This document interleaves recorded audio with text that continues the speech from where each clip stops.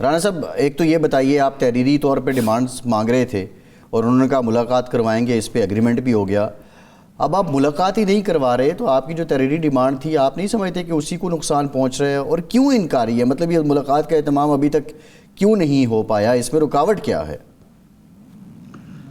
फैसल साहब, मेरा ख्याल है अगर कोई बात हुई है उधर जो ये कमेटियां हैं जब बातचीत करते हैं तो उसमें अगर मुलाकात की बात हुई है तो मेरा मुलाकात होनी चाहिए, हो जानी चाहिए थी।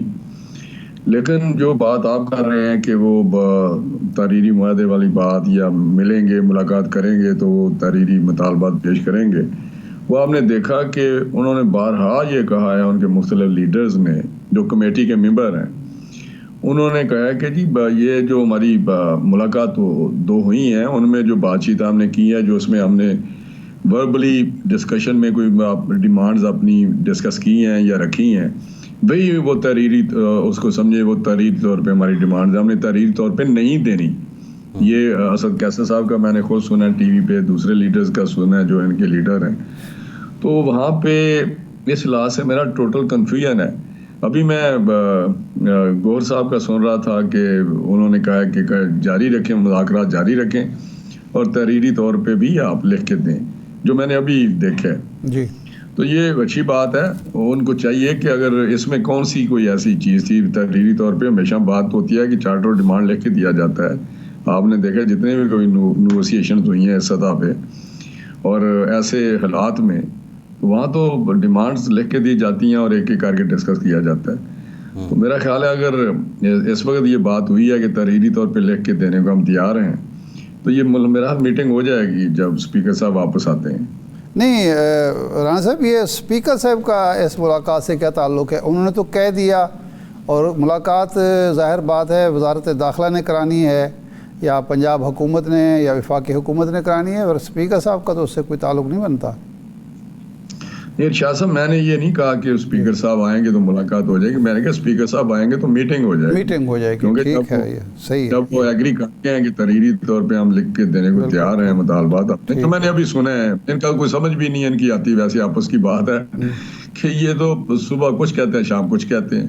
नहीं राना साहब देखे ना, एक हुकूमत के हाथ बेहतरीन एक पॉइंट आया था कि वो मुलाकात करवा देते, मुलाकात के बाद ये आके कहते हम तहरीरी तौर पर नहीं देते कोई मुतालबा, तो हुकूमत कह सकती थी देखें जी पीछे हट रहे हैं, लेकिन वो मुलाकात पे ही सारा मामला गड़बड़ हो गया। शाह साहब, मैं आपसे इत्तेफाक करता हूँ, लेकिन ये लिंक नहीं कर रहे थे मुलाकात को तहरीरी तौर पे लिख के देने से।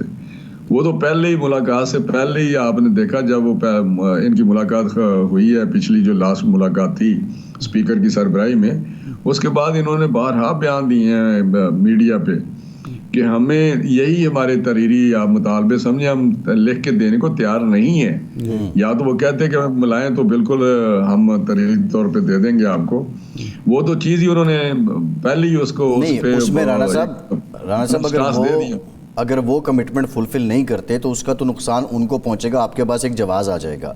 इस वक्त वो जो जवाब पेश कर रहे हैं अपोजिशन के लोग, ये कहते हैं कि ये जो हुकूमत है इसके पास इतना इख्तियार ही नहीं है, ये कहीं से विद सब्जेक्ट टू परमिशन है, वहाँ से परमिशन आएगी तो ये जाके हमें इजाज़त दे देगी। वो कहते हैं कि आप एक बेबस और लाचार हुकूमत हैं।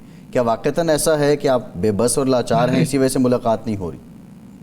नहीं देखें, ऐसी कोई बात नहीं। अगर एक कमेटी बनाई है हुकूमत ने तो वो एक मीनिंगफुल एक एक्शन हमारा है कि उससे कोई ना कोई रिजल्ट निकले, और हम बार बार कहते हैं कि हम बातचीत करने को तैयार हैं। आज से नहीं, बहुत पुराना कह रहे हैं बैठे बातचीत करें, और हमारे बातचीत या मुज़ाकरात से ये मसले हल होंगे।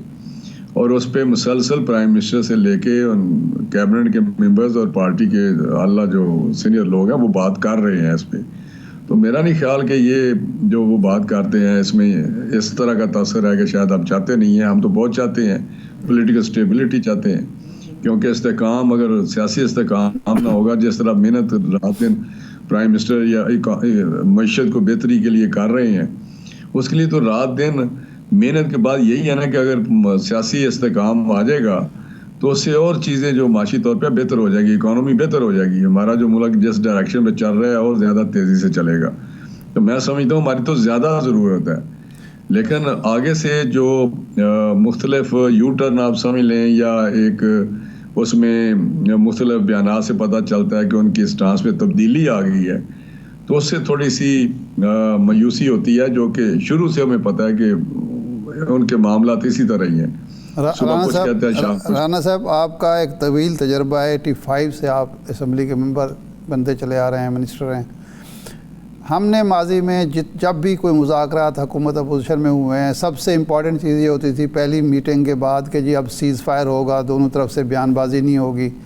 ये अजीब व गरीब मुज़ाकरात चल रहे हैं कि हुकूमत के वज़राए कराम, अरकान असम्बली भी जो मुँह में आता है वो कह देते हैं, जो अपोजिशन के लोग हैं, खा कमेटी के अरकान हैं या अरकान नहीं हैं, वो भी जो मर्ज़ी कह रहे हैं। यानी दोनों तरफ से आग पर तेल छिड़का जा रहा है। तो क्या आप समझते हैं कि इस तरह के मुज़ाकरात कभी कामयाब हो सकते हैं जिसमें सीज़ फायर ना हो, जिसमें आग पर पानी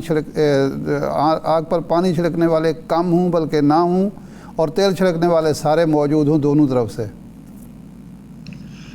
बात आपकी दूसरा, दोनों तरफ से बड़े सख्त बयान आते हैं, लेकिन मैं समझता हूँ कि ये बयानात की वजह ही जो आजकल बात होती है या कभी बात हमसे भी होती है, तो हम कहते हैं कि ये जो मुज़ाकरात हैं ये इनका नतीजा निकलता हुआ नज़र नहीं आ रहा। ये मैं बस आपसे इत्फाक करता हूँ कि पहले दिन जब ये बैठे थे लोग, तो सबसे पहले इस पे एग्रीमेंट होना चाहिए था, लेकिन वो तो बात ही उधर नहीं हुई। उन्होंने तो वहां से बाहर निकल के, जब बात पता चलता था यही था, बाहर आके जो प्रेस कॉन्फ्रेंस होती थी या मीडिया टॉक्स होती थी, उसमें तो बिल्कुल वही तलखी और वही सख्त बातें होती थी। तो मैं समझता हूँ कि ये बात पहले, जब आप बात करते हैं तारीख की, तो वहां तो पहले ही ये होता था कि हम मेज पे बैठ गए, अब कोई बात इस पे कोई कमेंट नहीं करना और ना इस पे कोई हमने ऐसी कोई गुफ्तगू करनी है जिससे इन मुज़ाकरात पे असर पड़े। तो वो तो पहले ही इन्होंने जो बात के पार्टी से वो उस मुज़ाकरात से बाहर आके आए हैं, तो उससे तो तसर बिल्कुल यही जाता था कि ये नहीं। राना साहब आप नहीं समझते कि राना साहब ये नहीं समझते आप, ये दोनों जमातों या दोनों फरीकों की एक गैर संजीदगी भी इससे वाज़े होती है और इमेच्योरिटी भी सामने आती है कि पहली मुलाकात में ये कम अज़ कम जो 1 पॉइंट एक होता है, 1 लाइनर, वो भी तय नहीं कर पाए। इस कदर हम तो बड़े खुश थे कि दोनों तरफ से कि टॉप लीडरशिप है, इसहाक डार साहब नायब वज़ीर आज़म हैं, राना सनाउल्लाह साहब का एक तजर्बा है, बाकी जितने भी लोग हैं, इधर दूसरी साइड पे भी यही सूरत हाल थी। लेकिन ये तो लगता है कि बस एक मुज़ाकरात खेल है, बस खेलना है, इसके अलावा कुछ संजीदगी नज़र नहीं आती।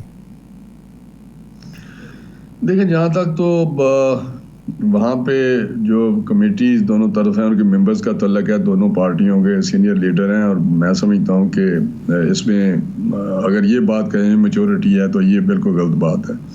जिस तरह हमारी साइड पे तो बड़े ठंडे मिजाज के बड़े, जो हमारे पास तो डार साहब तो बहुत क्रिटिकल जो डायलॉग या मुज़ाकरात होते हैं या नेगोशिएशंस होती हैं, उसमें वो हमेशा लीड करते हैं और बड़े सक्सेसफुली करते हैं, क्योंकि बड़े ठंडे हैं और बड़े सूझबूझ वाले हैं। तो मैं समझता हूँ कि हमारी तरफ से तो टीम का अगर आप देखेंगे जिस तरह के लोग उसमें हैं, तो वो पॉलिटिकल भी हैं, संजीदा भी हैं और ठंडे दिलो दिमाग वाले भी हैं जी। तो दूसरी तरफ से मे बी के वो भी समझदार हों, लेकिन वहाँ पे तलखी, तुर्शी और उसमें जो बहुत सख्ती होती है वो दूसरी तरफ पे उनके कल्चर का हिस्सा है, पीटीआई का कल्चर है।